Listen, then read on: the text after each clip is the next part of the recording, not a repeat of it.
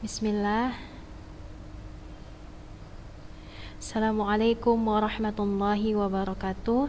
Alhamdulillahi rabbil alamin. Wassalatu wassalamu ala asrafil anbiya'i wal mursalin wa ala alihi wa sahbihi ajma'in, amma ba'd. Anak-anak ustazah yang dirahmati Allah subhanahu wa ta'ala dimanapun berada, pertama-tama nak, marilah kita panjatkan puji syukur kita kepada Allah subhanahu wa ta'ala, yang mana pada hari ini kita masih diberi Allah nikmat iman dan Islam, sehingga pada hari ini kita masih bisa melaksanakan ibadah-ibadah yang mendekatkan diri kita kepada Allah subhanahu wa ta'ala. Dan juga kemudian salawat dan salam marilah kita curahkan kepada Nabi kita, Nabi Muhammad Rasulullah Sallallahu Alaihi Wasallam, yang mana syafaat beliau kita harapkan di hari yang kemudian nanti. Dan semoga salawat itu tercurahkan kepada istri-istri beliau, sahabat-sahabat beliau, dan juga putra-putri beliau. Nah, alhamdulillah kita di pertemuan yang berikut ini masih di bab 1 ya nak, masih membahas tentang pembelahan sel. Dan tak lupa ustazah ingatkan kembali kepada anak-anaknya ustazah agar nanti di setiap pembelajarannya agar mencatat setiap penjelasan yang diberikan oleh para ustazahnya, karena insyaallah mencatat itu adalah sebagai bentuk murojaah kita, sebagai bentuk pengikatan ilmu kita agar ilmu itu terikat dengan baik, agar ilmu itu nempel, agar ilmu itu meresap di dalam pikiran kita masing-masing. Dan apabila ada yang tidak dimengerti, atau apabila ada yang tidak yang ingin disampaikan, bisa dituliskan di buku itu dan disampaikan kepada ustazah via japri WA. Dan karena insyaallah nanti kita akan mengadakan ujian pertengahan semester, jadi ustazah akan habiskan di materi bab ini dulu supaya bab ini lengkap dan anak-anaknya ustazah mendapatkan ilmu yang lengkap. Ya nak. Nah, kita masuk langsung aja ke pembelajaran kita berikutnya di kelas 11 semester ini, yaitu tentang reproduksi sel. Minggu lalu ustazah masih ingat, ustazah sudah menjelaskan tentang pembelahan sel. Apa itu pembelahan sel, kemudian pembelahan sel terjadi berapa cara, siklus sel itu terdiri atas apa saja, kemudian pembelahan sel terdiri atas berapa jenis. Pembelahan sel itu terdiri dari 2 jenis, yaitu pembelahan secara mitosis dan pembelahan secara meiosis. Minggu lalu ustazah sudah jelaskan tentang pembelahan mitosis. Bagaimana pembelahan mitosis itu, kemudian bagaimana tahapan-tahapannya. Dan insya Allah dari hasil kuis Ananda yang udah ustazah bagikan minggu lalu itu, alhamdulillah rata-rata sudah mengerti bagaimana yang dimaksud dengan pembelahan mitosis itu. Ustazah masih ingat di minggu lalu ustazah kasih gambar yang tidak sama dengan gambar yang ustazah berikan waktu kita pembelajaran daring, waktu kita di video. Ustazah ustazah ambil gambar yang lain supaya ustazah dan alhamdulillahnya ananda-ananda sekalian paham bahwasanya walaupun di situ gambarnya beda atau kayak gimana, tapi tahapannya tetap sama.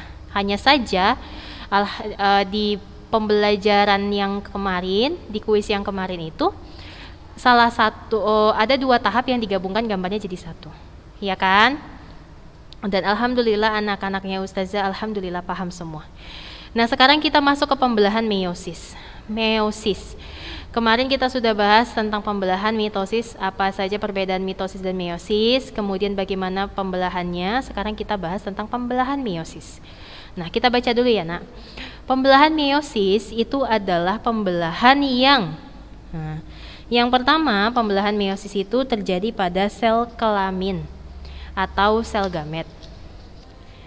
Kemudian pembelah yang kedua yaitu pembelahan yang melalui 2 kali pembelahan dan menghasilkan 4 sel anakan yang bersifat haploid atau N.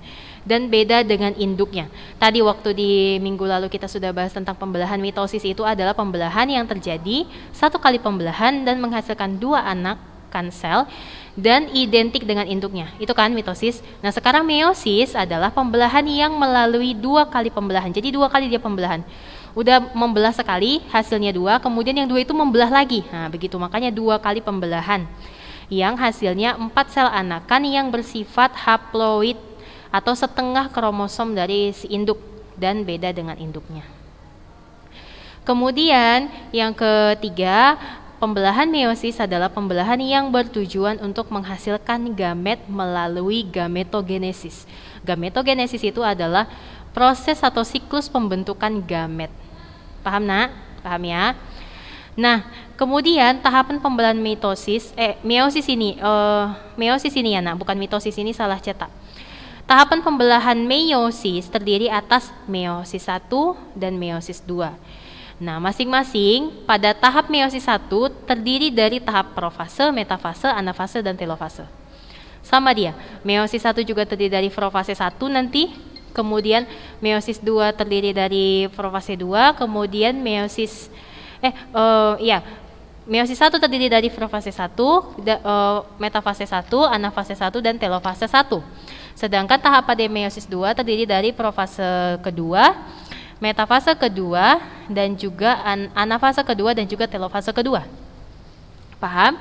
Kemudian, nah, pembelahan meiosis 1 adalah tahap reduksi kromosom. Maksudnya reduksi kromosom itu bagaimana, Ustazah? Nanti kita bahas ada gambarnya. Nah, pada tahap meiosis 1 itu terdiri dari 4 tahap tadi kan? Ada profase 1, ada metafase 1, ada anafase 1, dan ada telofase 1. Kita bahas satu-satu. Pada tahap profase 1 atau fase terlama meiosis atau fase terlama pembelahan meiosis dibagi lagi menjadi beberapa tahap. Yang pertama ada tahap leptoten namanya, kemudian ada tahap zigoten, kemudian ada tahap pakiten, kemudian ada tahap diploten, dan ada diakinesis. Kita bahas satu-satu. Ini harus dihafal ya, Nak. Pada profase 1, tahap yang pertama adalah tahap leptoten namanya. Pada tahap leptoten ini, kromatin memadat membentuk kromosom. Jelas ya? Kromatin itu apa? Minggu lalu sudah saya jelaskan, kromatin adalah benang-benang halus, benang-benang atau materi-materi genetik yang benang-benang halus yang berisikan materi-materi genetik atau berisikan gen. Nah, ketika kromatin memadat, maka akan terbentuklah kromosom. Nah, kromosom itu akan membentuk kromatid atau kromosom 4 lengan begitu. Jadi pada tahap leptoten yang terjadi pada tahap ini adalah kromatin memadat membentuk kromosom. Kita lihat gambarnya. Nah, ini dia. Ini dia pembelahan meiosis. Ini pada meiosis 1 ya. Ini pada meiosis 1. Sel induk awal. Keadaan kromosomnya adalah diploid. Diploid itu 2N. Nah, kemudian sel induk awal atau meiosis 1 masuklah dia ke tahap meiosis pertama. Tahap pertama pada tahap meiosis pertama adalah tahap profase 1. Nah, pada tahap profase 1 ada 5 tahap kan? Ada leptoten, zigoten, pakiten, diploten, dan diakinesis. Nah, tadi katanya pada tahap leptoten kromatin memadat membentuk kromosom. Nih, jelas ya? Kalau ini disebut kromosom, maka ketika ada yang bentuknya nanti seperti ini, yang 4 lengan, itu disebut dengan kromatid. Nah, kalau dia benang-benang halus seperti ini, itu disebut dengan kromatin. Paham ya? Katanya di tahap leptoten, kromatin ini memadat membentuk kromosom.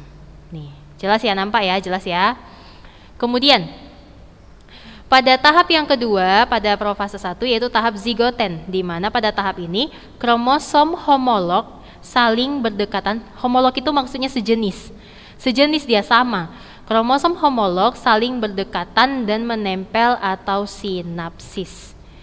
Kemudian yang terjadi berikutnya adalah sentrosom membelah diri menjadi 2 sentriol, kemudian menuju kutub yang berlawanan. Itu pada tahap zigoten. Kita lihat pada tahap zigoten. Nih, Tadi pada tahap leptoten adalah kromatid membentuk kromosom, nih masih pisah-pisah kromosomnya kan, masih satu ke kiri, satu ke kanan, sentriolnya juga masih satu. Sedangkan pada tahap zigoten, jadi kromosom itu akan berdekatan membentuk sinapsis atau ikatan, nih berdekatan. Dan sentrosom membelah diri menjadi 2 sentriol. Dan nanti sentriol ini akan pergi ke kutub yang berlawanan. Satu di utara, satu di selatan. Paham nak? Itu pada tahap zigoten. Kemudian tahap yang ketiga pada profase 1 adalah tahap pakiten. Nah, pada tahap pakiten ini, kromosom homolog atau kromosom sejenis saling menempel membentuk struktur tetrat atau bivalen dan mengganda. Maksudnya adalah kromatid. Jadi kromatid itu apa tadi? Kromatid itu adalah kromosom 4 lengan. Nih dia, seperti ini nanti. Kromosom homolog saling menempel membentuk struktur tetrat 4 lengan maksudnya atau bivalen dan mengganda. Nih, tengok ya. Nih, kan?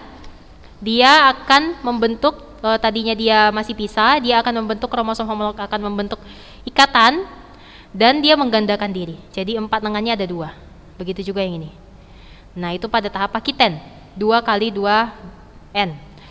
Nah, kemudian pada tahap pakiten ini terjadilah pindah silang atau crossing over. Maksudnya pindah silang ini adalah gen pada kromosom homolog terjadi pada pindah silang gen itu pada kromosom homolog terjadi pada kiasma, yaitu bagian lengan 2 kromosom yang saling menempel. Jadi, maksudnya gini, crossing over itu adalah pindah silang antara gen yang ada di kromosom tetrat atau kromosom homolog yang 1 akan berpindah ke kromosom homolog yang 2. Maksudnya adalah misalnya di sini nih, ini kan susunan kromosomnya awalnya adalah A, B, C, D dengan huruf besar, A, B, C, D dengan huruf besar.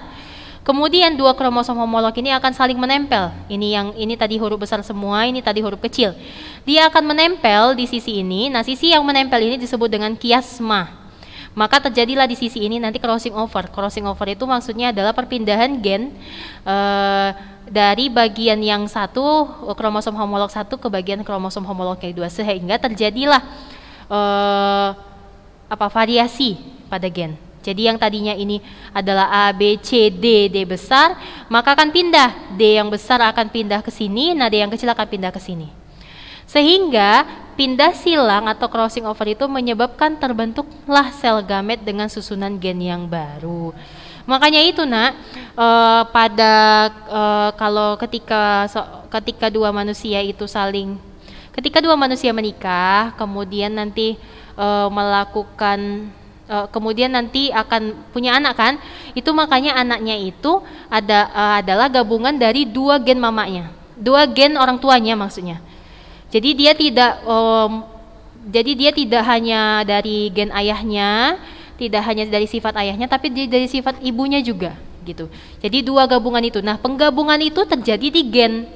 Nah, pada proses penggabungan itu disebut dengan crossing over atau pindah silang antara gen orang tua, kedua orang tua akan melakukan pindah silang atau melakukan variasi sehingga terbentuklah sel gamet dengan susunan gen baru, yaitu gen baru untuk anaknya, gabungan dari 2 gen ayah dan ibunya.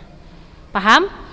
Jadi kalau misalnya ditanya nanti ada soal ujian, pada tahap apakah crossing over itu terjadi pada proses meiosis, pada pembelahan meiosis, maka jawabannya adalah pada tahap pakiten di profase 1 di meiosis 1.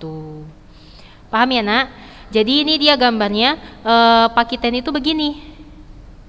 Nah, dia akan crossing over di sini. Nah, maka terbentuklah susunan gen yang baru. Kemudian tahap yang selanjutnya adalah tahap diploten namanya. Pada tahap diploten ini, pindah silang telah selesai dan kromosom homolog menjauh namun masih ada kiasma. Pindah silang itu telah selesai dan kromosom homolog menjauh namun masih ada kiasma.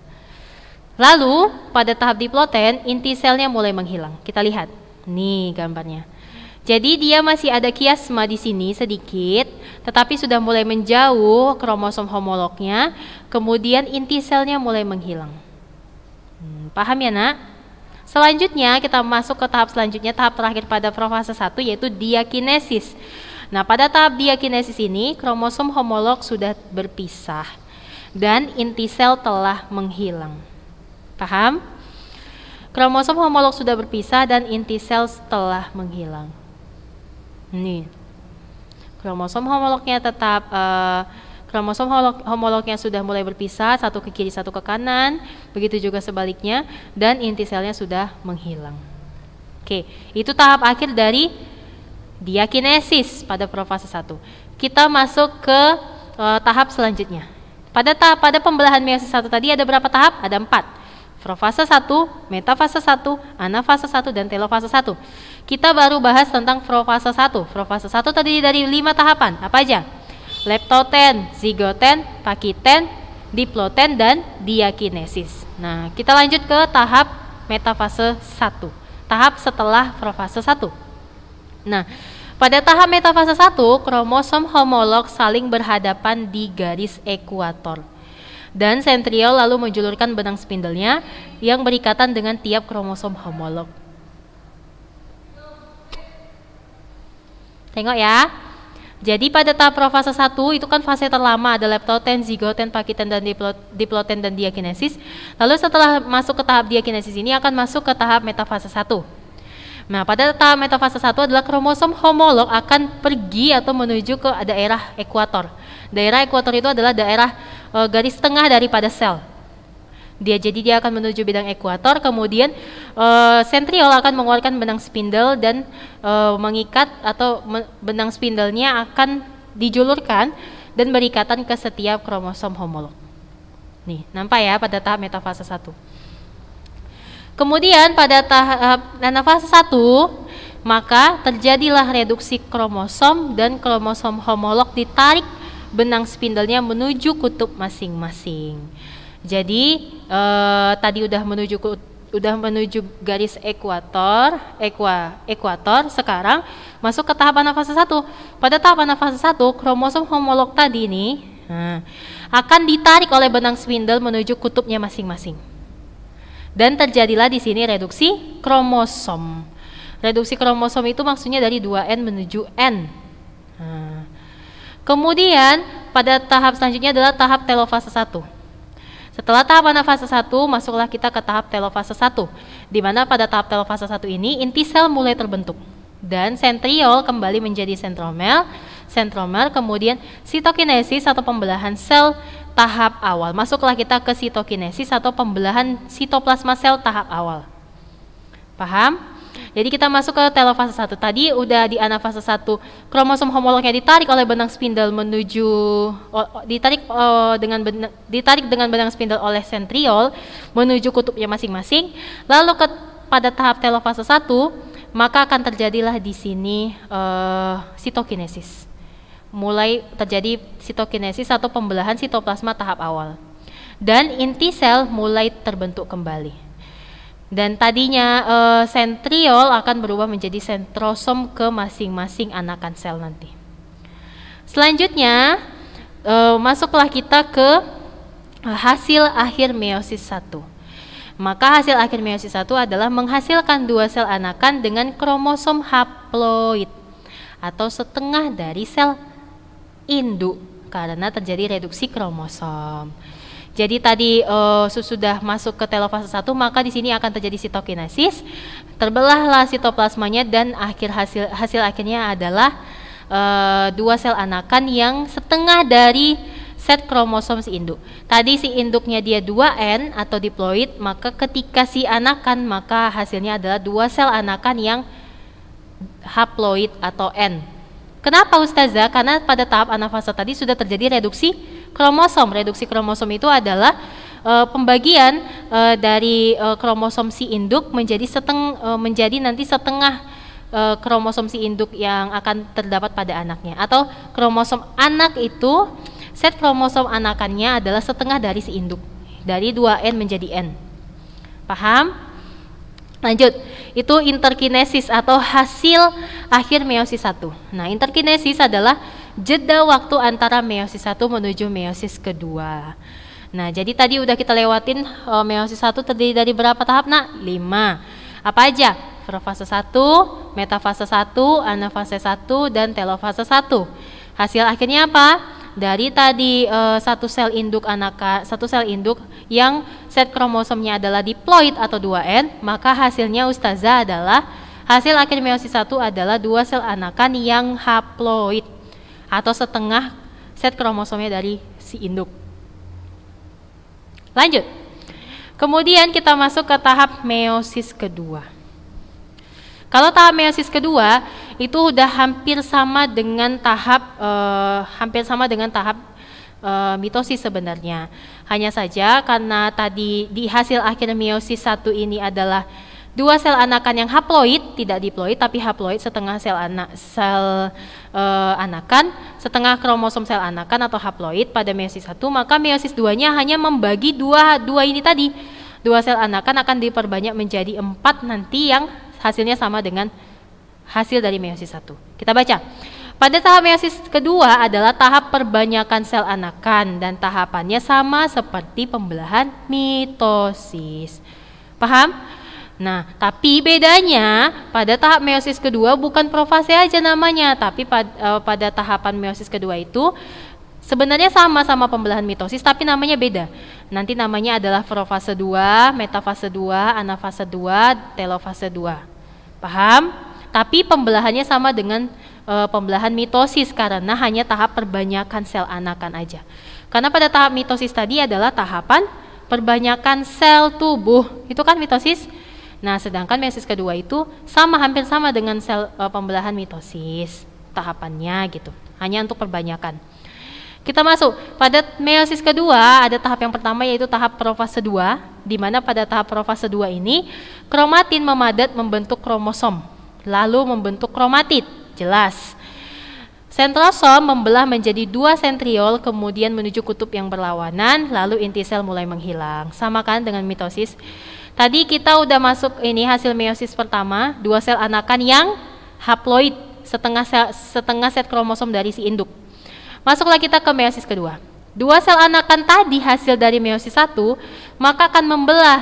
Nah, tahapan pembelahannya adalah masuk ke tahapan yang pertama yaitu profase 2, di mana pada tahap profase 2 ini kromatin akan memadat membentuk kromosom. Kromosom akan membentuk kromatid atau kromosom 4 lengan. Lalu inti sel mulai menghilang.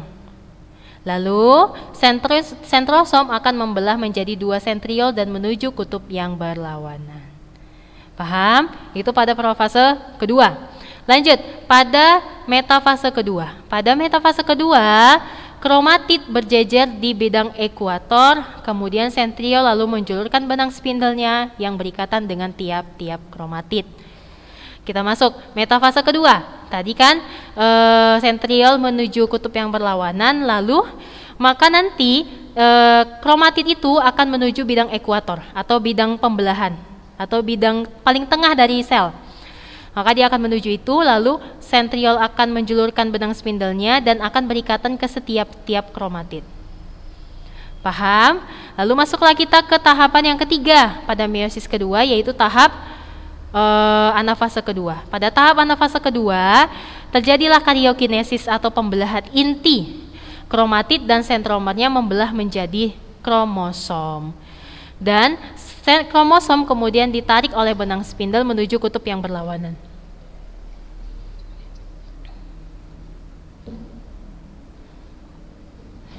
Lalu masuklah kita ke tahapan yang terakhir pada tahap meiosis kedua, yaitu tahap telofase kedua, di mana tahap telofase kedua ini inti sel mulai terbentuk, sentriol kembali menjadi sentromer, terjadilah sitokinesis atau pembelahan sitoplasma sel. Maka hasil akhir dari meiosis kedua menghasilkan 4 sel anakan dengan kromosom haploid atau N. Paham ya? Jadi pada meiosis kedua, profase 2, tadi profase 2 apa yang terjadi? Profase 2 adalah kromatin memadat membentuk kromosom, kemudian kromosom membentuk kromatid atau kromosom 4 lengan. Lalu inti sel mulai menghilang, lalu sentrosom membelah diri menjadi 2 sentriol dan akan menuju kutub yang berlawanan. Masuklah ke tahap metafase kedua. Nanti kromosom atau kromatid akan menuju bidang ekuator atau bidang tengah pada sel. Lalu sentriol tadi akan menjulurkan benang spindlenya dan berikatan dengan tiap-tiap sentromer namanya. Lalu pada tahap anafase kedua, benang-benang spindle akan menarik kromosom itu menuju kutubnya masing-masing. Lalu pada tahap telofase kedua, terjadilah di sini karyokinesis. Karyokinesis adalah pembelahan inti sel. Pembelahan inti sel, lalu kromosom kemudian tadi inti selnya mulai terbentuk kembali. Kemudian setelah itu di tahap telofase kedua ini juga terjadilah nanti pembelahan sitoplasma sel atau sitokinesis. Hasil akhirnya adalah 4 sel anakan yang haploid. 4 sel anakan yang set kromosomnya adalah setengah dari si induk. Ini haploid, ini N. 4 sel anakan yang haploid. Paham ya? Jadi di mana sih Ustazah di situ reduksi kromosom yang paling penting dari pembelahan meiosis ini yang perlu Ananda garis bawahi adalah di sini nak. Di mana proses yang namanya reduksi kromosom itu yang perlu Ananda pahami benar-benar jelas. Di mana Ustazah? Karena sangat beda ya pembelahan mitosis dengan pembelahan meiosis. Pada pembelahan mitosis itu hasil akhirnya adalah 2 sel anakan yang sama dengan induknya. Induknya 2N atau diploid, sedangkan anakannya juga 2N. Sedangkan pada pembelahan meiosis, tadi sel induknya adalah 2N atau diploid, set kromosomnya, sementara hasil akhirnya adalah 4N. Maksudnya 4 yang N. 4 sel anakan yang haploid atau yang N. Di mana itu nanti? Nah, itu nanti yang paling sering ditanyakan. Di mana terjadinya proses reduksi kromosom pada meiosis? Nah, proses reduksi kromosomnya ada di yang pertama di pakiten, itu terjadi crossing over, kemudian di anafase 1. Di anafase 1 lah terjadi reduksi kromosom atau pengurangan jumlah kromosom atau pembagian jumlah kromosom dari 2N menjadi N. Dari haploid menjadi diploid begitu. Paham ya anak-anak yang Ustazah sekalian?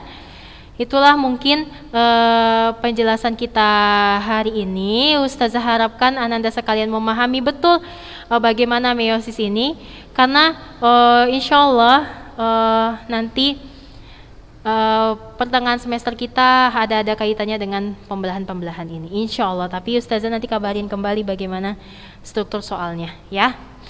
Karena kita akan ujian praktek dan ujian tulis pertengahan atau PTS 1, maka nanti Ustazah harapkan kepada Nanda sekalian untuk ujian prakteknya itu nanti adalah membuat bagan pembelahan sel, supaya Nanda sekalian dapat mengerti dengan baik bagaimana sih tahapannya gitu. Karena sebenarnya tahapan pembelahan sel ini tidak harus dihafal, tetapi dengan Ananda sekalian memperhatikan bagannya, Ananda tuh bisa ngambil kesimpulan, oh ini ke sini, ini yang berubah ya, ini gitu. Jadi jelas. Jadi ketika nanti ada soal, kan soal itu bukan tulisan ya, tapi kebanyakan soal tentang pembelahan sel itu adalah dia ngasih gambar, ngasih bagan, ngasih the grafik atau ngasih gambar lah gitu.